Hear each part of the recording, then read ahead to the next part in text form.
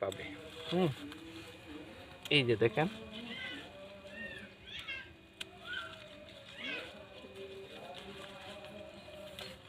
এই যে আমি কতগুলা শাখা বা পাতা কাটলাম, এটা কিন্তু খাবার খাইতো।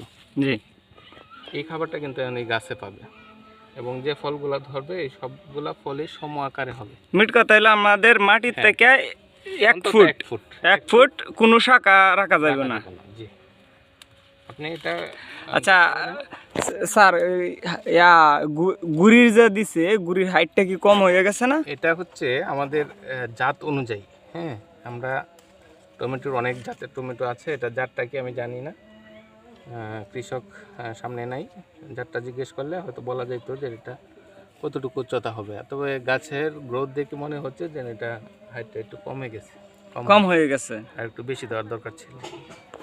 তবে যদি ছোট জাতের হয় তাহলে আবার ঠিক আছে। হ্যাঁ, তাহলে আমরা ওই যে পরবর্তী যে গাছগুলো আছে বলবেন যে আমি যেটা কাইটে দেখাই দিলাম এটার মতো করে একটু ছাঁটাই করবে ব্রাঞ্চিংটা। হ্যাঁ, এই বড় পাতাগুলো তো আর খাবার তৈরি করতো না, এগুলা দরকার নাই। এমনকি কাটার পরে কি কোনো কীটনাশক বা ছত্রাকনাশক দিতে হবে? মেন করে গ্রুপে একটা ছত্রাকনাশক স্প্রে করলে ওই যে কাটা অংশ দিয়ে কোনো জীবাণু ঢুকবে না, ঠিক আছে, কোনো ছত্রাক গিয়ে ঢুকবে না। তবে একটা জিনিস কি, আমরা আরেকটা কাজ করতে পারি, এখানে কৃষক থাকলে ভালো হইতো। কৃষকের লোক আছে, সমস্যা নাই, তার প্রতিনিধি আছে। এই যে আমার কোথাও কি কোনো টমেটো ধরছে, ধরলে দেখাইতে পারতাম। এখানে ধরছে না, তবে এই যে যাই হোক, মানে এই যে এখানে যদি আমরা একটু টিপ দিয়ে দেখি, যদি হাতে শক্ত লাগে তাহলে বুঝবো যে এটা কিন্তু ফলে পরিণত হয়েছে। জি, ঠিক আছে, তো ফলে পরিণত হওয়ার পরে এই যে একটা ফুলে 4টা অথবা 5টা টমেটো রাখে, বাকি হ্যাঁ হ্যাঁ টিপ দিলে, হ্যাঁ, এই 4টা বা 5টা টমেটো রেখে ডগাটা যদি কাটিয়ে দিই তাহলে ওই টমেটোটা বড় হবে। সব বাকি যে টমেটোগুলো ওগুলো বড় হবে। এগুলো হচ্ছে আসলে হ্যাঁ হ্যাঁ, এই যে এটাই বলতেছি।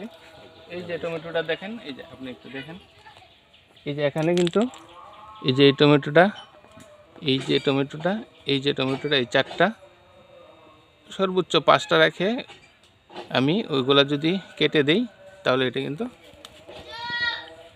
বড় আকারে ফল বড় হবে। এখন আমি উপরে একটা ডগার দিকে একটা রাখতে গিয়ে যদি আমি শেষ পর্যন্ত অপেক্ষা করি, দেখবো যে এই 4টাই বড় হয়েছে, এটা কিন্তু ছোট থাকবে। ঠিক আছে, এই জন্য আমাদের এই কাজটা করে দিতে হবে যদি সুযোগ থাকে, আর যদি না থাকে তাহলে এভাবে করা যায়। তবে এই যে এখানের যে ব্রাঞ্চগুলো, এগুলা কিন্তু এই যে এই ব্রাঞ্চটা দেখেন, আপনি ধরেন এই যে এই ব্রাঞ্চটা, এটা কিন্তু খাবার কিন্তু অলরেডি খাবার খাইব, কিন্তু কাজ হবে না। হ্যাঁ, খাবার খেয়ে কিন্তু সে হৃষ্টপুষ্ট হয়ে গেছে। এই খাবারটা কিন্তু গাছে পাইতো যদি এটা আগেই কাটিয়ে দেওয়া যেত, তাহলে এই কাজটা আমরা করে দিব। বিশেষ করে টমেটো, বেগুন, নন ক্রিপার যে জাতগুলো আছে ফসলে, নন ক্রিপার যে ফসলগুলো আছে ওইগুলোতে আমরা এই কাজটা করলে খেতে আরও সুন্দর হইতো, আরও আগে ফল ধরতো। ঠিক আছে, আমি একটু করে দেখে দিলাম। কৃষককে আপনি বলবেন যে এই কাজটা করে দেয়। আর এই যে বয়স্ক বড় পাতাটা, এই পাতাটাও কিন্তু অনেক খাবার নষ্ট করে। ঠিক আছে, ওইটাও আমরা কেটে দিলে ভালো। এই যে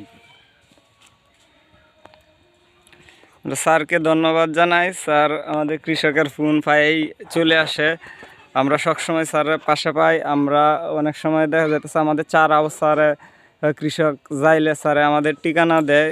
আমাদের অন্তরে অন্তঃস্থল থেকে স্যারকে অসংখ্য ধন্যবাদ আমাদের কৃষকের পাশে থাকার জন্য। আসলে আমাদের কৃষি এবং কৃষক নিয়েই আমাদের কাজ। আমাদের মূলত কাজই হচ্ছে প্রযুক্তি সম্প্রসারণ। প্রযুক্তি সম্প্রসারণ করতে গেলে মাঠে তো অবশ্যই আসতে হবে, কারণ হচ্ছে আমরা যদি সরেজমিনে না দেখি তাহলে কিন্তু অরিজিনাল যে সমস্যাটা এটা কিন্তু আমরা বুঝতে পারবো না। এই জন্য আমাদের মাঠে আসতেই হবে।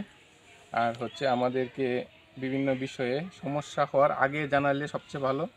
সমস্যা হওয়ার পরে আসলে কন্ট্রোল করতে খুব একটা কঠিন হয়ে যায়, তাই আগে থেকে যোগাযোগ করতে হবে এবং যথাসাধ্য চেষ্টা করতে হবে যাতে কৃষক তার স্বপ্নের যে ফসলটা এটা ঘরে তুলতে পারে।